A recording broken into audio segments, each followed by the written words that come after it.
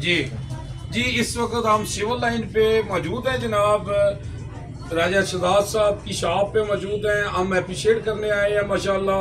रमज़ान का पूरा महीना जनाब अफ्तारी का बंदोबस्त किया है इन्होंने, और हमने लोगों से भी पूछा है, उन्होंने कहा कि इस तरह दे रहे हैं जैसे किसी घर में हम अफ्तारी कर रहे हैं, अपने घर से भी बेहतर अफ्तारी कर रहे हैं।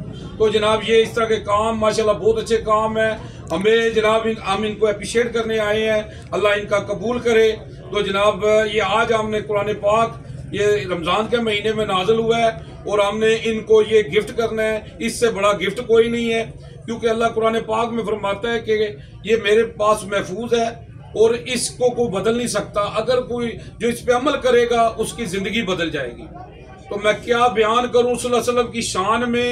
अल्लाह ने सब कुछ नाजिल कर दिया कुरान में। अम्मा आयशा से किसी ने पूछा आप सल्लल्लाहु अलैहि वसल्लम की सीरत क्या है, तो अम्मा आयशा फरमाती है कुरान कुरान। आप सल्लल्लाहु अलैहि वसल्लम फरमाते हैं कुरान पढ़ा करो, कुरान पढ़ा करो, ये क़यामत के दिन तुम्हारी सिफारिश करेगा। अल्लाहुम्मा सल्ली अला मुहम्मद व आले मुहम्मद। जी नबी पाक सल्लल्लाहु अलैहि वसल्लम फरमाते हैं जी तुम में से बेहतर है जो कुरान पढ़ता है और पढ़ाता है। तो जनाब राज साहब जनाब, तो जनाब बहुत बड़ा तोहफा जी ये आपका, अल्लाह पाक आपको जाए खैर दे। तो बहुत खुशी हुई जी। भट्ट साहब आप भी ऐसे काम बहुत कर रहे हैं, अल्लाह पाक आपको अल्लाह कबूल करे जी, अल्लाह कबूल करे जी। आमीन। इधर तक क्यों